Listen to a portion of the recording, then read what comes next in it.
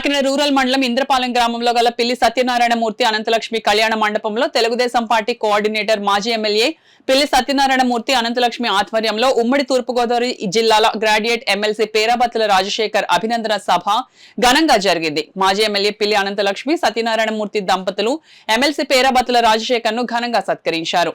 ఈ కార్యక్రమంలో పెద్ద సంఖ్యలో పార్టీ నాయకులు కార్యకర్తలు పాల్గొన్నారు. అడిగి ఎక్కడెక్కడ ఉన్నారో అన్నీ కూడా తెలుసుకుని బూతుల్లోకి వచ్చేటప్పటికి ఆ 30 మంది ఎక్కడ ఉన్నారో వాళ్ళ దగ్గర ఉండి తీసుకొచ్చి ఓటేయించి మళ్ళీ తీసుకెళ్ళి చేయడం జరిగింది. అందుకే ఈవేళ ఆయన మెజార్టీతో ఎమ్మెల్సీగా నెగ్గడం జరిగింది.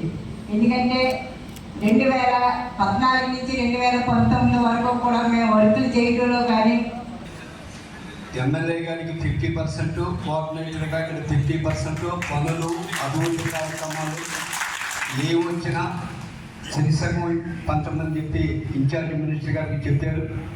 2 రోజులు టైం ఇస్తున్నాను, 2 రోజుల లోపల అది పూర్తి చేయాలని చెప్పి ఆయన ఆపరేటివ్ జరిగింది.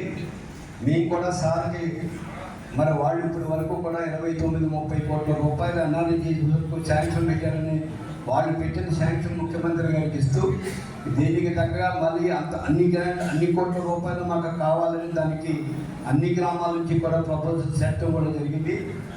ఏది ఏమైనా గతంలో 2014 నుంచి 2019 వరకు మీరు అభివృద్ధి చేసినప్పుడు మీరే చేసుకున్నారు. మీ గ్రామాల్లో ఎక్కడ కూడా మేము కానీ మా కుటుంబ సభ్యులు కానీ ఎంటర్ప్రైజెన్స్ లేదు. ఏ విషయంలో కూడా రేపు కూడా ఏ విధమైన అభివృద్ధి చేయవలసి వచ్చినా మీ గ్రామాల్లో మీ చేతుల్లోనే పెడతాం.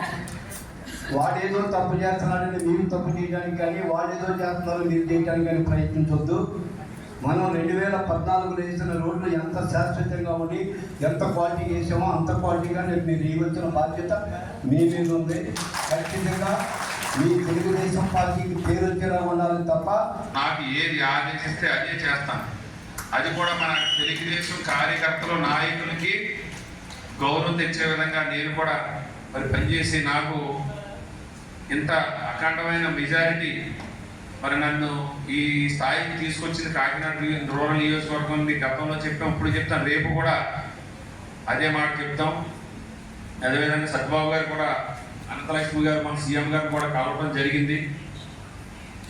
మనకి కూటమిలో మరి భాగస్వామిగా ఉన్నప్పుడు అభివృద్ధి సైకిల్ ద్వారా గ్రామంలో జరిగే బాధ్యత కూడా మరి ప్రభుత్వం తీసుకోవాల్సిన బాధ్యత ఉంది.